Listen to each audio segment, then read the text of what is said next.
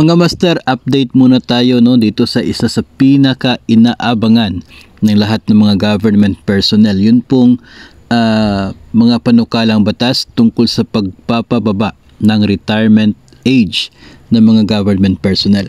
Kung matatandaan po natin mga master, sa House of Representatives ay aprobado na po ito.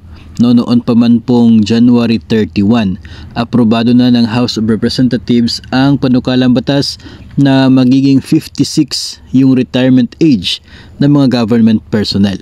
At naisubmit nga nila ito sa Senado noong February 1 yung kopya.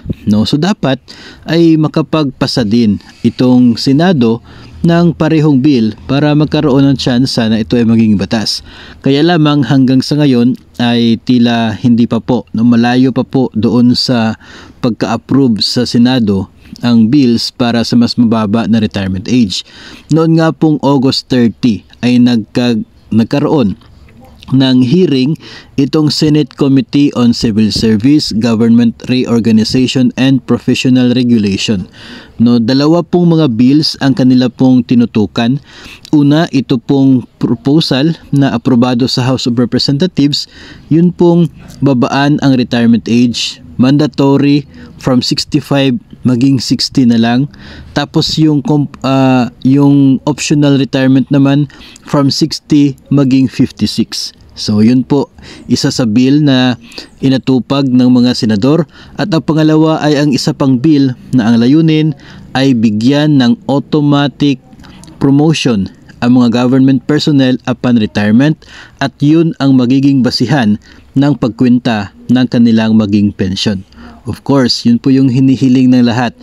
If you are salary grade 20, yung basis ng retirement ninyo is salary grade 21. So yun po yung isa sa mga bill din na pinag-usapan sa hearing na ito sa Senado. Ang hearing ay pinangunahan ni Senador Bong Revilla.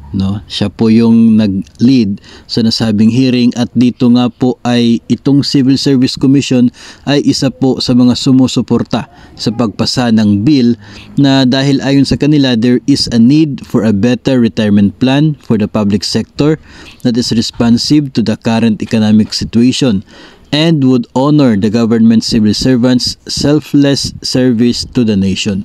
So, pabor po sa kanila, pabor po itong Civil Service Commission. Sila po ay sumusuporta doon sa bill na pagpapababa ng retirement age ng mga government personnel. Ito din pong isang bill number 1568. Ito din po ay author ni Senator Bong Revilla.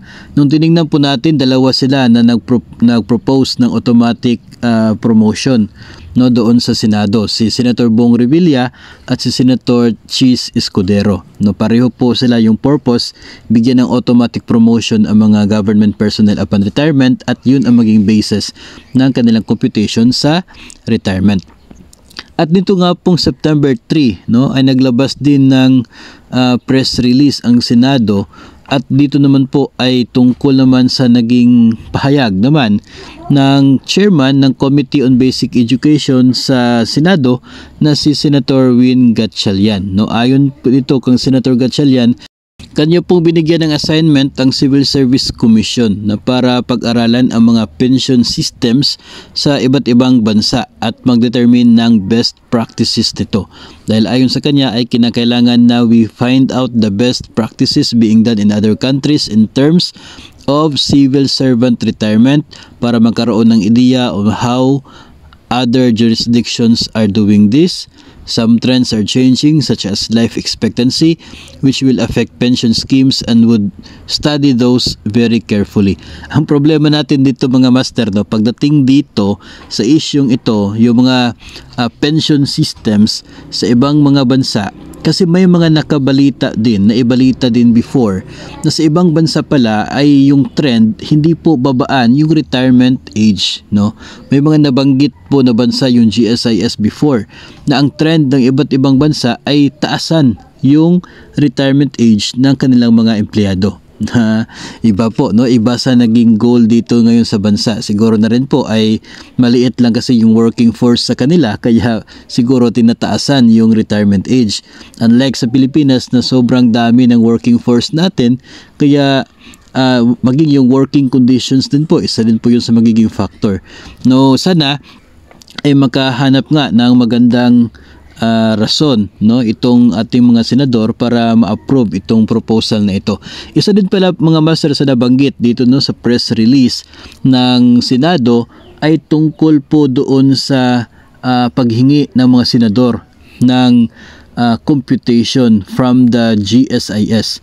Kasi nga kapag usapin ng pensyon, talagang hindi mawawala doon sa pagbibigay ng mga ideya ito pong GSIS, ang sangay ng gobyerno na siya pong namamahala sa atin pong pensyon. No, kasi po isang bagay na dapat pong tingnan, yun pong life fund, fund life pala, yung retirement fund life ng GSIS. Kung gaano katagal ng panahon yung kayang tustusan ng pera ng retirement fund ng GSIS para sa kanyang mga pensioner. No, so yun po ang hinihingi nila sa GSIS na mag-provide ng computations as to the effect of the fund life, no, nitong pagbaba ng retirement age, at dito po sa isang proposal na ibigyan ng automatic promotion ang mga government personnel upon retirement.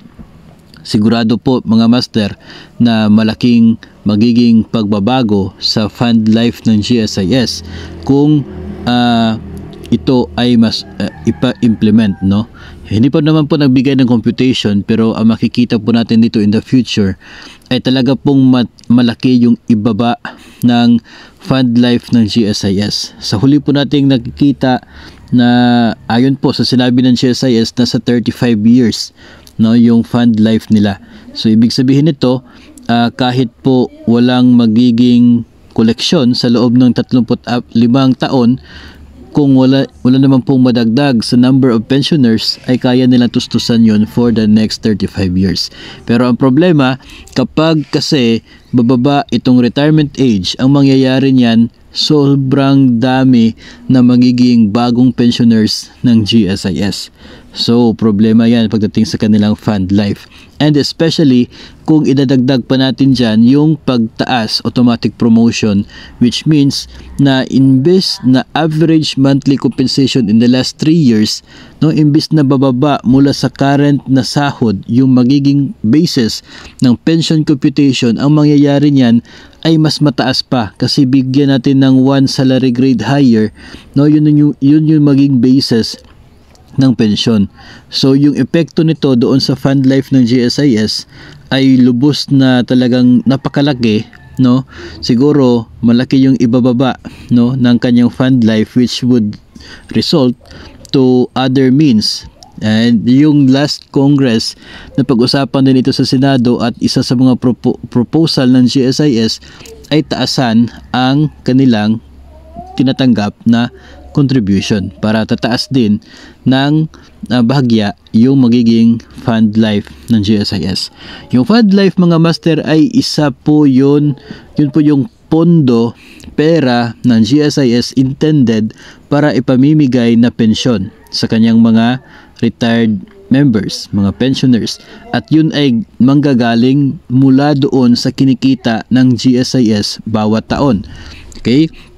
Kung mas mataas yung kinikita ng GSIS, mas mataas yung magiging fund life, additional pondo para doon sa retirement fund nila para tataas yung fund life. O, ganyan po yun, no? Kasi yung si GSIS, yung kanya pong responsibilidad sa kanyang mga miyembro, magsisimula kapag yung miyembro ay nag-retire na, no? Doon magsisimula hanggang sa mamatay yung miyembro at mamatay yung kanyang asawa, no? O, doon po yung end ng kanyang responsibility doon sa kanyang mga miyembro, no? So abangan na lamang po natin yung magiging sunod na kabanata ng pag-aaral na ito, yung pagtalakay nito doon sa Senado mga master. Kasi matatandaan po natin sa mga nagdaang Congress, 18th Congress, ganito din po yung senaryo na ipasa na ng mga kongresista. Doon naman sa Senado, doon po na pending. Kasi hindi po natapos doon yung usapin sa mas mababang retirement age. So tayo po ay mag-aabang sa magiging epekto nito, magiging resulta nito in the future kung magkakaroon ng bagong pag-hearing doon sa Senado at hindi po pag-usapan kung may mga magiging development ba nito. Dahil sa ngayon parang sa naging hearing na ito, yung nakikita natin ay hinihingi yung opinion ng Civil Service Commission, hinihingi yung opinion ng GSIS, maging yung computation para maging basihan ng mga senador kung gaano ba kalaki yung epekto doon sa GSIS kapag ma-approve ang mga ganito pong bills, no? So we are expecting na darating yung point na magbibigay na sila ng kanilang sagot and magkakaroon ng bagong hearing nito doon sa Senado. Whatever update nito, atin pa rin pong ipaabot sa inyo dahil alam po natin na marami yung excited na bababa itong retirement age ng mga kawani ng gobyerno from 60 ngayon na maging 56. No, ang advantage kasi niyan, kapag maging retirable age na yung 56, pagdating ng 56 pwede ka na mag-retire. No, so pwede ka na mag-retire, pwede ka na maka-avail doon sa lump sum na pinagpa-avail. Yung 5 years pension kukunin mo agad bigla, pwede na kapag ikaw ay 56. No, sa ngayon kasi pwede lang yan kapag nag-retire ka at the age of 60. Pero in the future, if bababa man yung retirement age, 56 lang, pwede ka na makapag-avail ng lump sum. At pwede ka na makapag-avail din ng pension agad if yun po yung choice ninyo. So, ang mangyayari, para bang mapapaaga ng 4 na taon yung pagbigay ng GSIS ng pension sa kanya pong mga miyembro, if ever ganun po ay maging batas. So, tayo po ay nakaabang sa anuman pong update ng retirement age bill na ito na kasalukuyan pong nasa Senado pa. Para kayo din po ay maaging updated sa isyung ito, huwag kalimutang mag-subscribe sa ating YouTube channel at i-follow na rin ang ating Facebook page.